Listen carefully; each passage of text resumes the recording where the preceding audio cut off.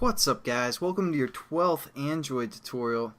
What we're going to do in this tutorial is set up our own activity from scratch. Homemade Java is what we're going to be doing. We're going to set up a Java class, so we're going to go up to our source folder and right click and go to new, new class right here. Hit OK, and we're going to call this Splash with a capital S. And again, I should just tell you this because since we're working with Java, it's basically good grammar for your class names to start with the uppercase letter. I didn't do that with the starting point, that our other class that we have called starting point, but general rule of thumb, you want to have it uppercase. Not a huge deal, but you know, whatever. And then we're gonna hit finish. Got our class started. And now as we're just also going to open our starting point class as a reference. You guys can kind of see what we need to set up here. Now, right now it's just a Java class. It's not an activity. And Android uses activities. They're basically like different tabs. For example, this is a tab, and then this is a tab. Think of this as an activity for the most part. And then we can open up this activity, and it'll put that previous activity behind it. And then if we hit the back button on our phone, it opens this activity. I don't know if that made sense, but they're basically like different windows or different tabs. That's what an activity is. So we want our Splash to be an activity. So what we're going to say is extends activity. And what extends means is that we're extending the activity class.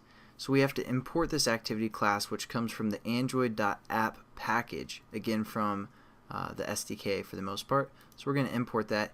And what extends means is since we're using or extending this activity class, we can use some of the methods from within that activity class. Now let's go back to the starting point, and we notice that we have this method called onCreate. So we're going to add that real quickly by right-clicking within the brackets, going down to the source, and then going to override implement methods. Click that. And as you can see, here's our activity class that we're extending, and we can use all these methods from within that activity class. There's a method called onCreate, which you guys saw in our starting point activity. So we're going to click this and make sure it's the one that takes a bundle within its parameters. Click OK, and we have our activity for the most part set up, at least our onCreate method set up.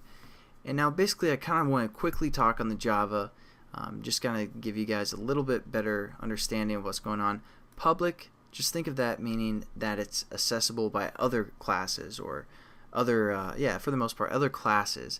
If it was private, for the most part, it wouldn't be able to be accessed by those other classes. And again, we're setting up a class.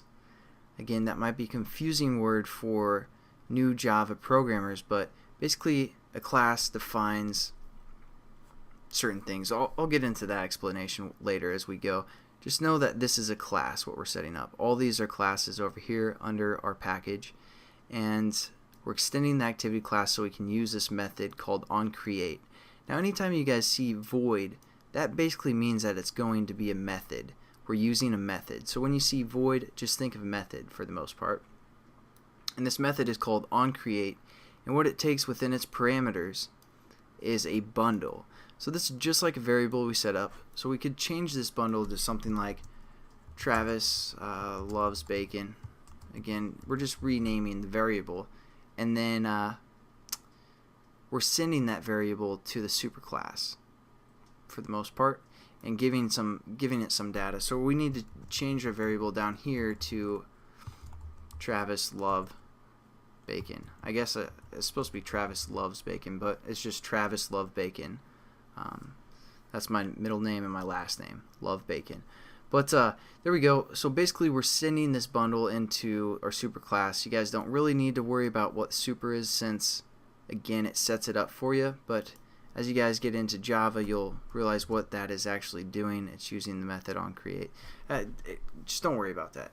Okay, now the other thing that we want to do for this activity is set up the content view. This is how we're going to let this activity have the background of our layout that we just set up called Splash. So to do that, we use the method called SetContentView, and within the parameters we're going to reference that Splash layout by going r.layout.splash. And then we just need our semicolon, and we're good to go. Basically, our activity will load up that new splash, and I'll show you guys how we can basically well, just watch the next tutorial where we're going to get into the Android manifest. Again, thanks guys for watching. Hope you have a good one. Hope that somewhat made sense, and catch you then. Peace.